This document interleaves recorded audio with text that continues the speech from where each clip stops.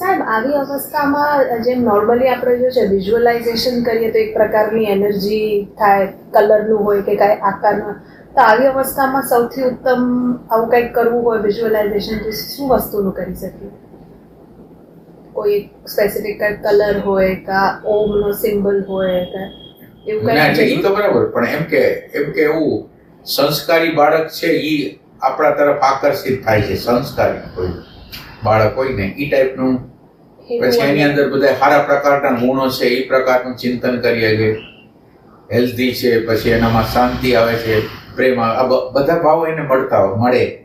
અત્યારે આપણે જે ભાવ કરી બધા ભાવ મળે. એટલે અત્યારે ગર્ભાવસ્થાની અંદર સંઘર્ષ ઝઘડો કરે તો એની અસર થાય, ભાવ પ્રેમ હોય તો એની પણ અસર થાય, એવું બધું હોય.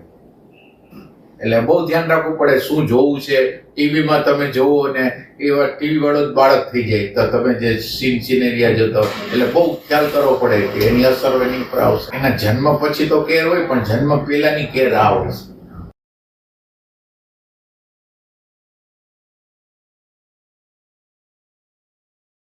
એટલે ફક્ત એમ આંખ બંધ કરીને એવું જસ્ટ ઇન્ટેન્શન કરીએ કે આવી ગુણો આવે છે બાળકો તરફ, બાળકમાં શાંતિ, આનંદ, પ્રેમ આવે છે, બાળક સ્વસ્થ આવે છે, એ ટાઈપની વસ્તુ કરે ને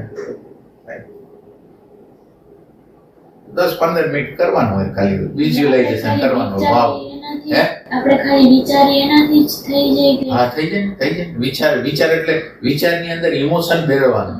ખાલી વિચાર નહીં, ઇમોશન તમારો ભાવ વળશે ત્યારે જ એનું પરિણામ આવશે. વિચાર તો એક મેપ જેવું છે. એની અંદર તમારે કેમ જાંબુ હોય, જાંબુની અંદર ઓલું રસથી કરવાનું હોય, વિચારની અંદર તમારો રસ મેળવવાનો.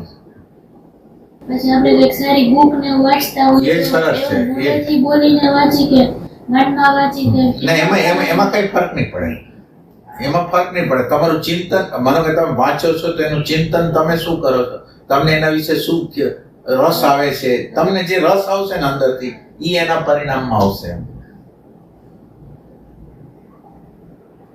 એટલે ખાલી થિંકિંગ કરો તો નહીં, પણ થિંકિંગ જ્યારે ભાવથી તમે કરો ને તો એ પહોંચી જાય ને. તો આવા પ્રકારનું ઇમેજિનેશનમાં સમજો હજી ક્લિયર પિક્ચર બને, જેમ આપણે ઇમેજિન કરી કે આવી સફેદ લાઇટ છે અને આ બધી ગોળોવાળી લાઇટ છે ને એ ગર્ભ તરફ જાય છે, તો એ એકદમ સ્પેસિફિક ઇમેજ બને. એ થાય, કલરમાંય થાય. પણ વિઝ્યુઅલાઇઝેશન પાવર એનો કેટલો છે એના ઉપર એનો આધાર. વિઝ્યુઅલાઇઝેશનમાં માનો કે હું છું તો મારી આગળ વિઝ્યુઅલાઇઝેશન ઓછું છે, એટલે બધાની આગળ અલગ અલગ ક્વોલિટી હોય કે વિઝ્યુઅલાઇઝેશન હાઈ ક્લાસ કરીએ કે એટલા બધી કલ્પનાઓ સરસ રીતે કરી શકતા હોય કે અદ્ભુત એવું ને એવું ચિત્ર રજૂ કરી ગયા એ ટાઈપ. અને આમ આપણો અંદરનું અનકોન્શિયસ માઇન્ડ છે એની ભાષા આપણે ચિત્રની ભાષા છે. એટલે આપણે જ્યારે પહેલા લેંગ્વેજ નહોતી સમજતા ને ત્યારે ચિત્રની ભાષાથી આપણે જાણતા. એટલે આપણી અનકોન્શિયસ ની ભાષા છે એ ચિત્રની છે. એટલે ચિત્રની ભાષાથી તમે વિઝ્યુઅલાઇઝેશન કરો ને એટલે તમારા અનકોન્શિયસમાં વહી જાય, અને એટલે અનકોન્શિયસ એટલે તમારી સમગ્રતામાં વહી જાય, એટલે એનું પરિણામ આવે. એ ટાઈપની વસ્તુ.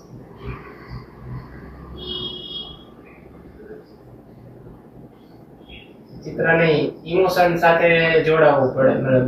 ચિત્રને ઇમોશન સાથે જોડવું પડે, ભાવ સાથે જોડવું પડે. રસ, ભાવ એટલે રસ જોડવો પડે.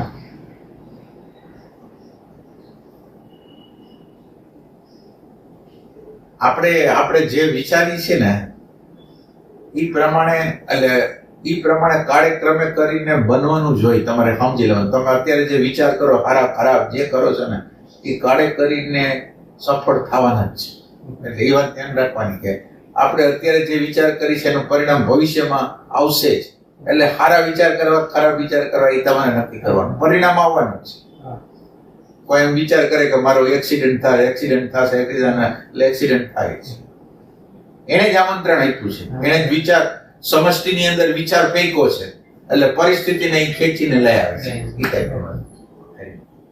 એટલે વિચાર કરવામાં બહુ ધ્યાન રાખવાનું કે આપણે વિચાર કેવા કરીશું.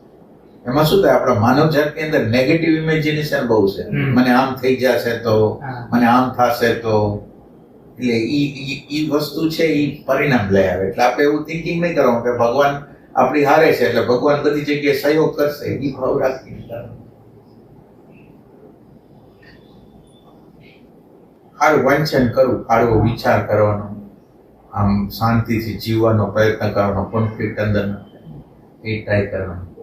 બરોબર, સાંજે તમે ત્રણેય ભેગા થઈને કંઈક વાંચો, સારી વસ્તુ વાંચો તો એની સાંભળવામાં આવે એ ટાઈપનું. અને એ બાને ઘરનો માહોલ લઈ આપણે થોડી વાર હારે બેસી પ્રાર્થના કરી પછી સરસ માહોલ એવું બને. રાખ્યું હતું કે રોજ રાત્રે રામાયણ વાંચવાની બરાબર બધા સાથે બેસીને બરાબર સરસ.